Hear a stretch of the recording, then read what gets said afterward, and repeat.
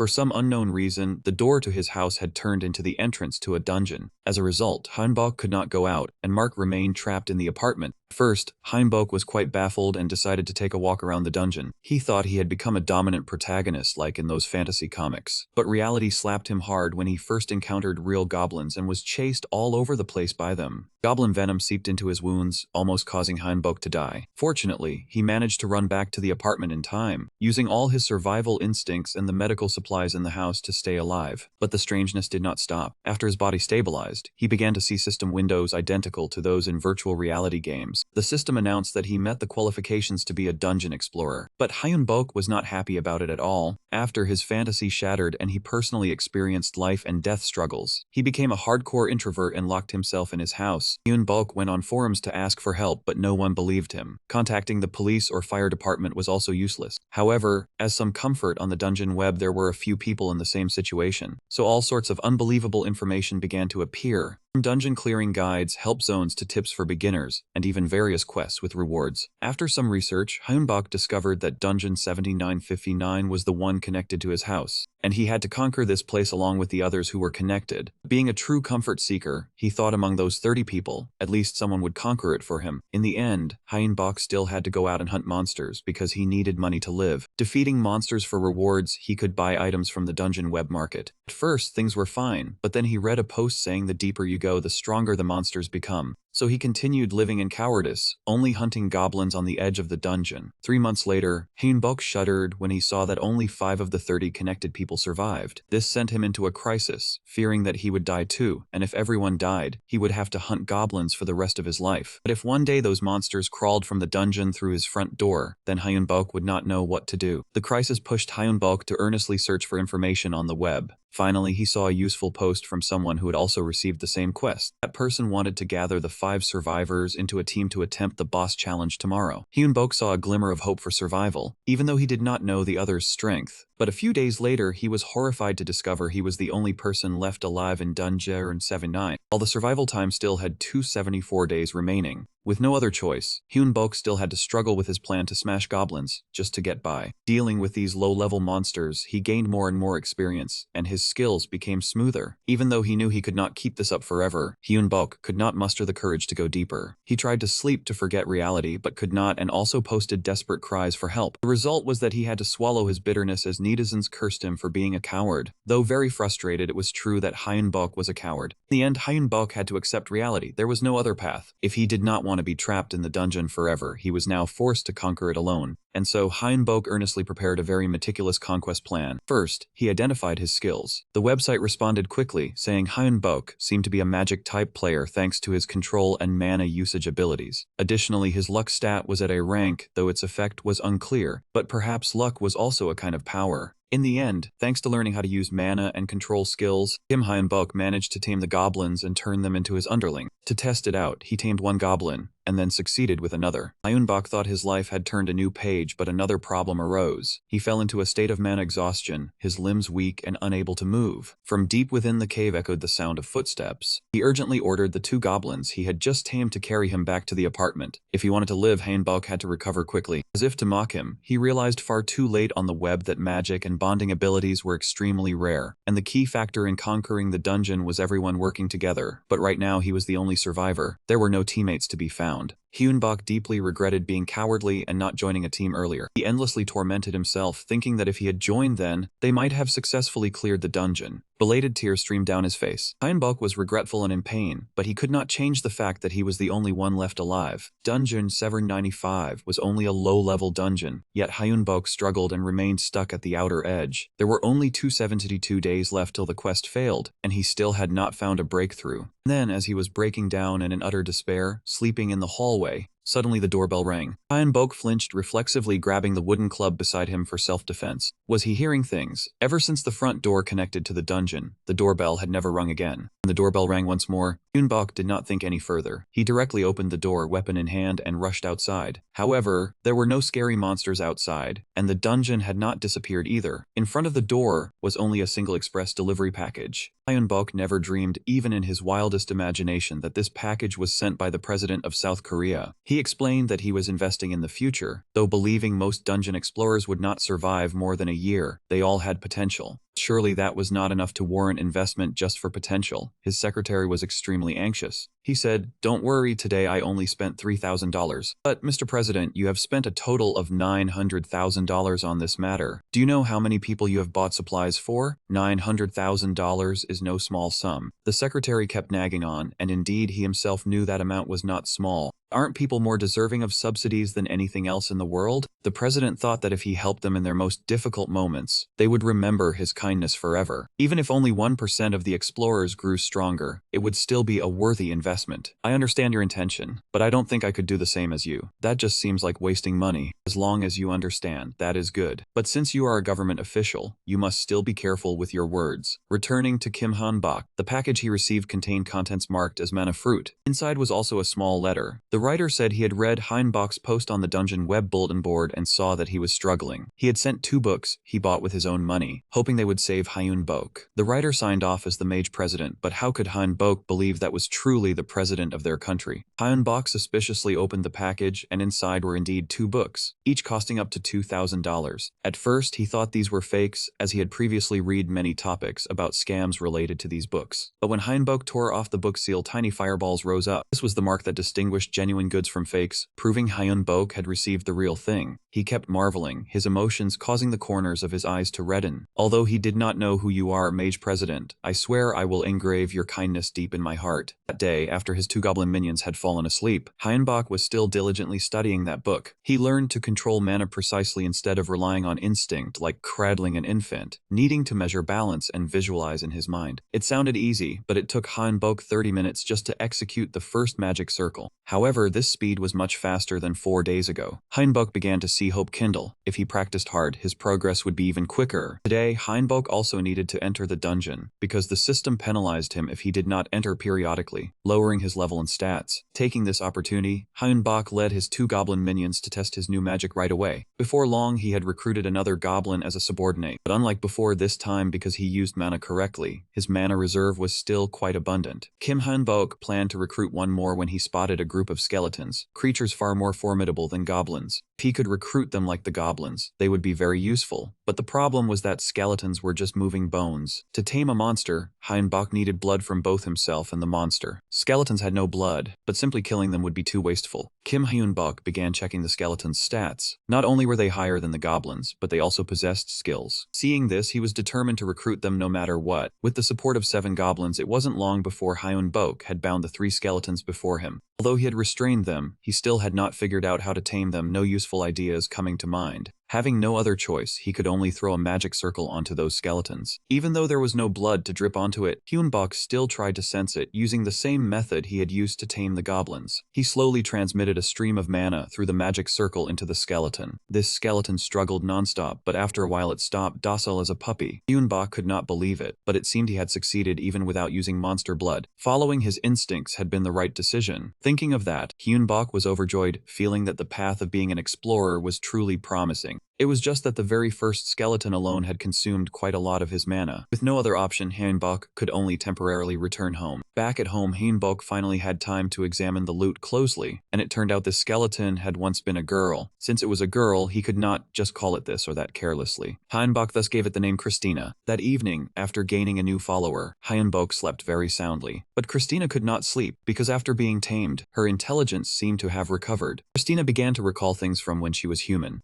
That time, she had also been a member of a dungeon exploration team. But inside the dungeon, Christina and her comrades were ambushed by a dark force. In the end, they perished, and afterward she rotted and turned into bones, then became the skeleton monster she was now. The next morning, Hyun-bok woke up to the noise of the goblins. He saw Christina lying on the floor. He then realized that last night he had brought home another burden. Christina, upon seeing Hyun-bok come downstairs, kept shaking her skull, which seemed about to fall off her neck. Seeing this, Hyun-bok grew very worried. "Christina, what is wrong with you?" He asked that, but he did not expect this dry skeleton to open its mouth and say, "Good morning, master." Hyun-bok was so startled he almost lost his soul. Seeing his pale face, Christina quickly explained that she used mana to create sound, but her mana was insufficient to sustain it long. Only then did Hyun-bok breathe a sigh of relief, having nearly had a heart attack. It seemed he had tamed a high-level skeleton. Christina kept thanking Hyun-bok profusely, because it was through him giving her a name that she recovered her intelligence and recalled a fragment of her past life. Hyun-bok had not expected that a monster like a skeleton could also have a past life, so he asked her to explain further. Christina, are you not just an ordinary skeleton? You use mana, you speak, you even have emotions. What in the world is going on? As I said, it is all because of the name. Because of the name? Just because of a name? Hyunbok repeated mechanically. This question seemed to trigger an activation switch in Christina. She stood up sharply, thumping her empty ribcage loudly. How could it be just a name? A name is an extremely important thing for distinguishing you on a collective level. Seeing Christina agitated,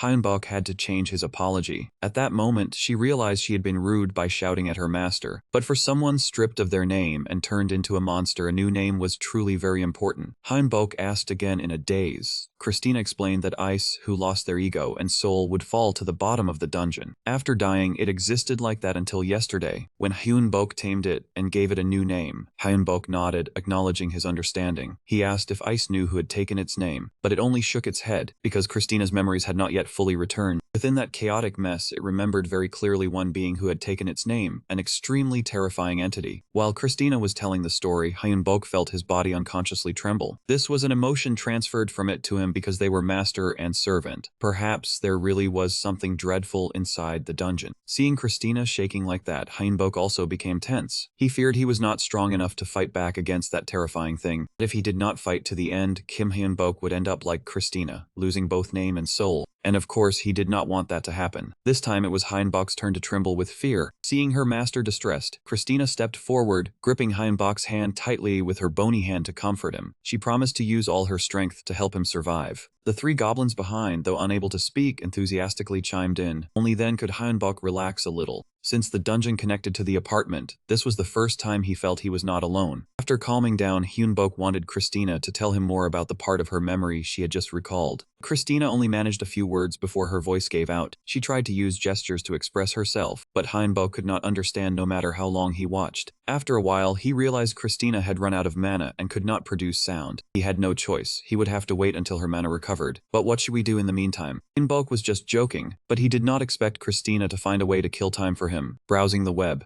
this was truly the most bizarre sight in his over 20 years of life. While the bony lady was fiddling with the computer, Hyunbok studied her stats again. Christina was all quite good, even possessing several abilities he had not seen before. Her magic skill was also ranked at C+. Hyunbok began to envision a bright future. If he could learn magic from Christina proficiently, then both of them could stand at the back and fight at long range. But that required taming a few more skeletons to shield the front. The plan was truly as beautiful as a dream. After finalizing the plan, Hyunbok immediately carried out the first step. That was begging Christina to teach him magic. After all, in her past life she had been a female mage. Christina had no reason to refuse, so the two began a one-on-one lesson. Christina's knowledge of magic far exceeded Kim Hyunbok's imagination. He helped him understand some of the knowledge in books more easily. The two exchanged ideas whenever possible. Christina explained how to gather mana, set up magic circles, and the reason why Kim Hyunbok could not yet form a magic circle. In just one short week, Hyunbok learned a great deal and improved his shortcomings. He was eager to enter the dungeon after successfully forming a magic circle, but in the end, Hyunbok had to leave home earlier than planned because of the punishment of entering the dungeon periodically. Before going in, Christina reminded Hyunbok to tame as many goblins as possible. Hyunbok did not ask why, simply focused on taming goblins until Christina said it was enough. She did this to test something about herself. Earlier, Christina had gathered mana together with Hyunbok before entering the dungeon. Although the magic circle had no flaws and Hyunbok gained a lot of mana, Christina's mana amount did not change. She thought she had a problem preventing her mana from increasing. While Hyunbok was still trying to imagine how Christina would test with the goblins, she viciously grabbed one by the neck and then squeezed hard. Goblin screamed in pain, but Christina did not stop. This action made Hyunbok's skin crawl. After a moment, Christina suddenly let out a self-mocking smile. So that was it. It turns out I am an undead. Hyunbok did not understand much about the concept of undead. Christina explained that she was a monster that had died. Because she was already dead, her desire to live again was stronger than any ice. The reason Christina could not absorb mana was because she was a being without life. The only way for an undead to grow stronger was to destroy and absorb the life force of other living creatures. Because Christina's and Hyunbok's emotions were shared, he could clearly feel her trembling at this moment. Skeletons were originally monsters, but Christina had never considered herself one after being named. Now, to grow stronger, she was forced to use the monster's methods. Though sacrificing others was natural, Bok was certain this bony lady hated it more than any ice. Knowing Christina was suffering, Hyunbok thought of a reason to make it easier for her to accept. Christina, you once said you would do everything to protect my life, right? Yes, Christina replied weakly. Then this is an order, kill to become stronger. She thought she had misheard, so she asked again. Hyunbok clearly repeated the demand for Christina to become stronger at all costs for his sake, even if it meant slaughtering all living things. To prevent her from suffering or feeling guilty, he ordered her to place all the blame on him, since this was entirely his command. Christina was silent for a long time, then suddenly spoke. Master, you are truly kind.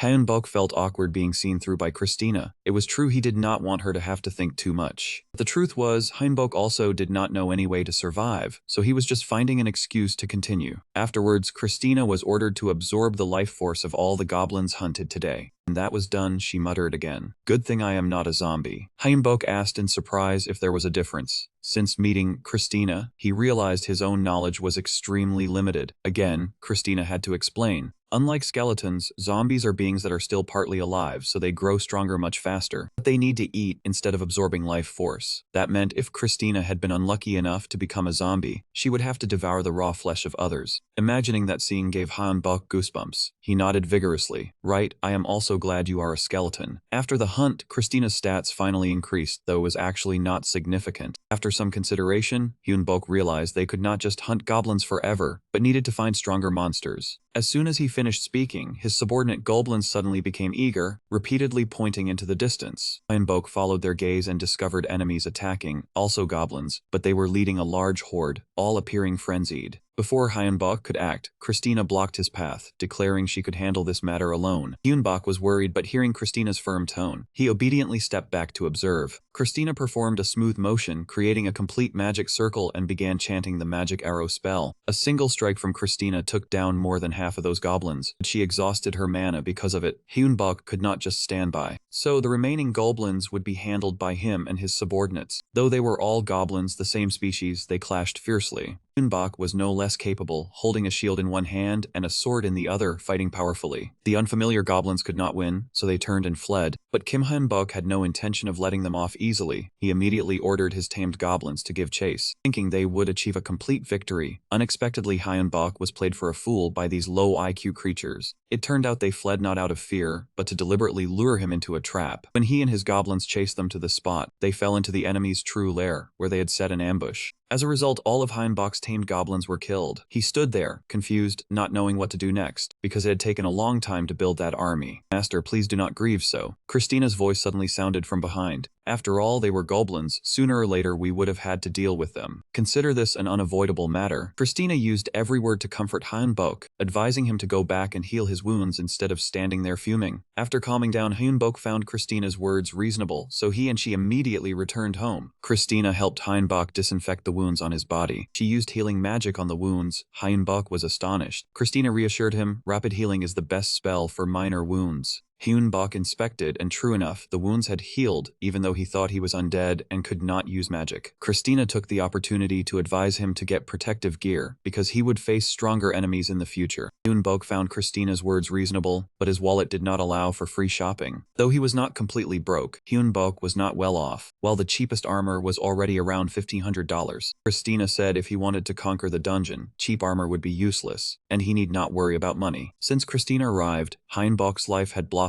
considerably. She decided to write a post sharing useful tips on the forum. If the post attracted many views, Kim Hyunbok would receive royalties. The issue was Christina did not know what to write yet. She was considering compiling a few useful spells, though Hyunbok worried they were very valuable. Hyunbok was reluctant, because spells from a true mage were precious, but Christina still insisted on writing posts to earn money. Hyunbok was astonished that those posts helped him earn a lot of money, attracting over 50,000 views. Christina said with that money, they could relocate an entire fortress. Hyunbok asked in surprise if that was true. She explained they only needed to pay a relocation fee, input the old and new addresses, then spend half a day conquering the dungeon. Christina said the royalty money would be transferred soon if Hyunbok ranked first on the forum, thanks to knowing the admin. Hyunbok entrusted full authority to Christina, requesting to move to a crowded place because he was tired of being alone. 4 days later, returning from the dungeon, Hyunbok stepped into his new home. It was a 4-room apartment with a separate living room and kitchen. Christina had signed a 1-year lease. Not to mention, from the balcony he could see the entire bustling, lively district.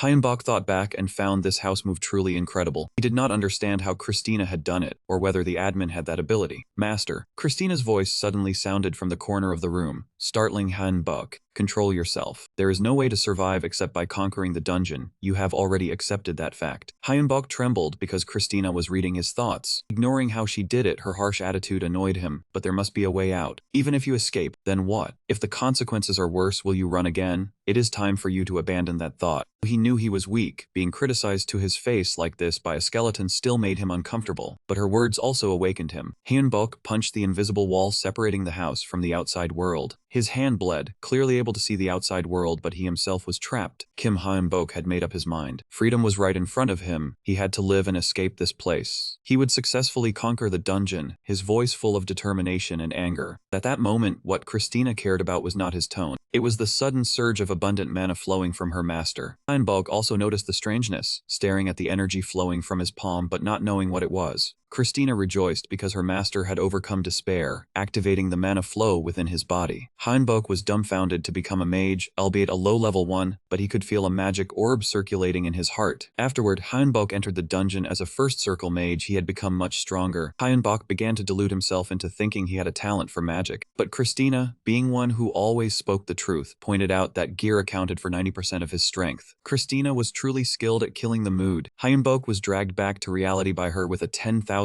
armor set and a $5,000 spiked mace. That day, Hyunbok's hunt went quite fast because the targets were only two skeletons. One possessed D-rank sword skill and C-rank defense, while the other had C-rank sword skill and leadership ability. After subjugating them, Hyunbok brought them home and named them. He thought for a long time and finally came up with the names Castle and Kai. Like Christina, they reacted immediately when they received names, but they seemed slower than her. After observing, Christina advised Hyunbok to temporarily restrain these two new recruits, because no one could guarantee they would be as stable as she was. The memories of death and the time wandering as an undead were terrible. She was not sure whether these two of her kind could retain their sanity after recovering those memories. Though half believing and half doubting, Hyunbok still listened, tied the two skeletons up, and locked them in the wardrobe. After a while, he heard noises from the wardrobe and guessed they had recovered their memories. He immediately opened the wardrobe door. Castle was the first to rush out. He rolled around and acted easily coaxed on the floor. Christina guessed he had recalled everything and understood what they said. But unlike her, he did not yet know how to use mana to produce sound.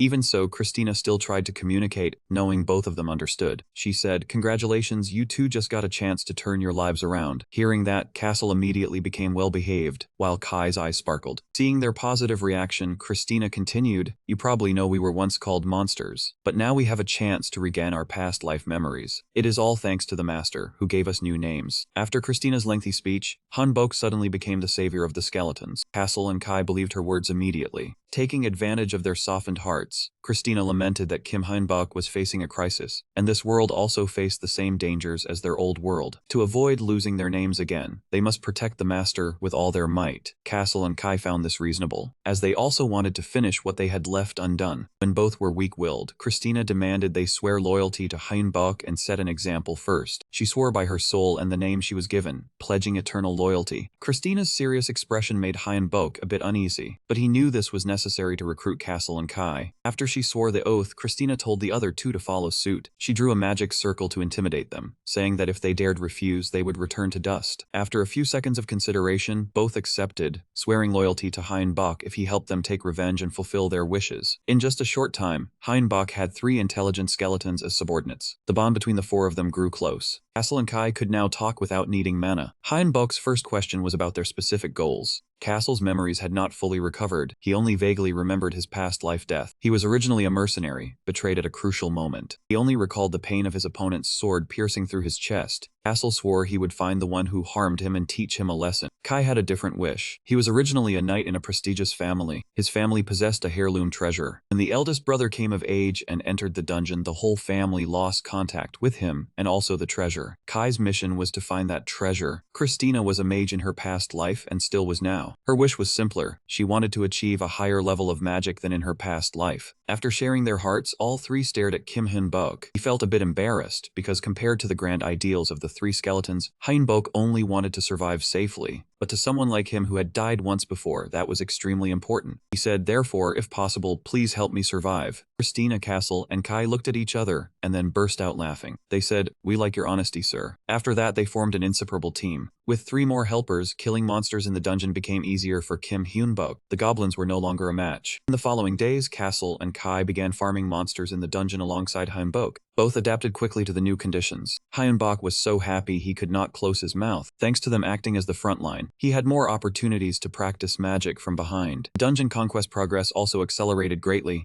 Hyun-bok even did not think he could go straight to the boss's lair. According to information from explorers, inside the door were a goblin warrior and 20 other goblins. After hearing this, Castle sneered and eagerly wanted to go in, while Kai appeared more cautious. Since being subjugated, they had only encountered ordinary goblins and did not know the strength of a goblin warrior. Christina agreed with Kai. The review Hyun-bok read was posted long ago and was no longer reliable. She advised him to prepare thoroughly before entering. In the end, Hyun-bok listened to Christina and led the other 2 back. Back home, he took out his phone to check Christina's status. Compared to before, all her stats had skyrocketed. He continued to check Castle and Kai. Unlike Christina, both were tall, muscular men. Her stats had also increased a lot. Of course, Hyun-bok still showed the most noticeable improvement. He had now reached a new level, and the dungeon conquest progress was looking very promising. But Kim Hyun-bok knew this place was still not safe, because just one small mistake would scatter the group. So he decided to prepare thoroughly for this boss hunt. After some thought, Christina declared that for success, they needed one thing. That was mana crystal dust. The moment he heard that, Kim Hyun-bok was startled because it was both precious and expensive. 10 grams already cost $1,000. Yet Christina wanted to buy up to 1 kilogram. Even with a 50% discount, 1 kilogram of mana dust still cost $50,000. But Hyun-bok's account balance was not enough to cover it. Even if he had enough, he did not want to waste his savings like that. I browsed the dungeon web. I saw that we could pay in installments. Christina continued to persuade Hyun-bok. Although it was a monster tamed by Hyun-bok, its words seemed to carry more weight than his in the team. In the end, Hyun-bok had to accept, spending $50,000 in installments to buy 1 kilogram of mana dust. After getting what she needed, Christina announced that from now on, she would only focus on staying in the fortress to craft items. If they wanted to go conquer the dungeon, the other 3 would have to go alone. Christina's room door slammed shut. Castle and Kai could only sigh, as it seemed this door would not open for quite a while. Even though Christina was busy with her own matters, the other 3 could not delay their leveling up. But they were still not strong enough to enter the boss lair, so they could only wander outside. Now their target was the skeleton horde deeper inside, instead of the low-level goblins. Although they had taken down nearly 300 of them, Castle and Kai still had not found anyone worthy to be a new comrade. Hyun-bok murmured, wondering whether his luck had run out or all fortune was spent on the previous waves. Good fortune truly is the most important factor in life, is it not? Kai suddenly retorted, but humans cannot completely decide their own luck. It was just a few jokes, but this conversation suddenly reminded Hyun-bok of his personal information panel. There was a talent called luck, or more precisely, fortune activated in desperate situations. Castle found this talent a bit strange, while Kai was silent for a few seconds before reminding Hyun-bok to be extremely cautious. Why is that? Hyun-bok wondered. Kai explained that luck must be balanced on a scale, or that was just rumors among mercenary circles. If luck brings good things, it will also bring bad things. If it saved Hyun-bok in desperation, then in other situations, it would turn into bad luck. Perhaps that was the reason they had not recruited any talented skeleton yet.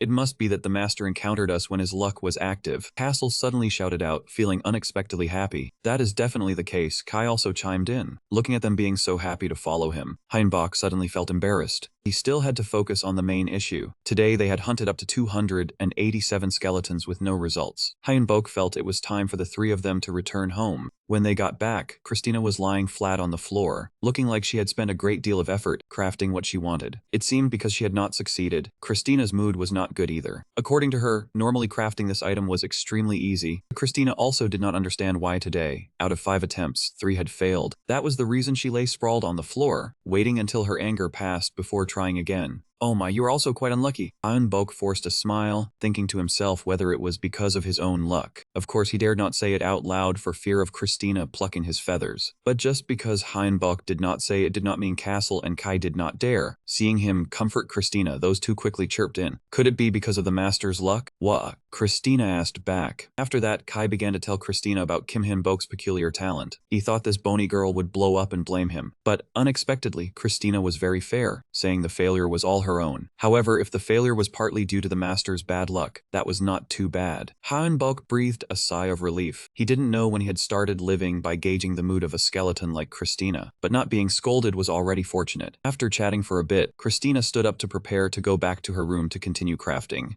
Even though the other three were very curious, she still refused to reveal what she was crafting. After Christina slammed her room door shut, Hyunbok looked at the remaining two skeletal guys. They quickly caught on to each other's wavelength, then went to Christina's door to eavesdrop. "You people must be very idle, huh?" Christina's voice came from inside, cold enough to pierce bones. "Instead of sneaking around where someone is working, why don't you go back into the dungeon to conquer it?" The door cracked open just enough for them to see Christina's eyes blazing as if she wanted to devour them alive. All three trembled, nearly kneeling to apologize. "Yes, ma'am. We are sorry for disturbing you." The door slammed shut again. Hyunbok cried inside, wondering why he had recruited such a ferocious skeleton as a subordinate. The subsequent boring days passed like that. Hyunbok, together with Kai and Castle, began to grow anxious because Christina had locked herself in her room for too long. Last time they saw Christina was 3 days ago. Hyunbok wanted to help her somehow. Castle reminded him of that knife-sharp glare from the other day. That barging in to help now might get him hit. Kai consoled him that Lady Christina would be happier if he trusted and waited. Right, Christina is a smart person, surely she will be fine. Hyunbok took a sip of coffee, deciding to continue being a chill guy and stop worrying about Christina. "Are you asking me?" No sooner had he finished speaking than Christina's voice rang out, making Hyunbok drink coffee through his nose. "Christina, are you done?" Seeing the other's expression was not very good, Hyunbok thought he was about to be scolded again. But luckily, Christina showed a joyful expression despite seeming exhausted. In her hand, she held a card, the final product after days of wrestling with the pile of mana dust. Christina said this was a magic card, essentially a card imprinted with a magic array. After channeling mana into the card, visualizing and chanting a spell, anyone could use magic. Additionally, it helped reduce magic casting time and allowed the use of magic 2 levels above one's own. Hyunbok took the card from Christina's hand, admiring it for a while. He exclaimed a few words of admiration because the magic array engraved on the card was truly intricate. Christina continued, "In my world, magic books were the standard, because magic cards were too small and hard to craft, so I did not use them often before."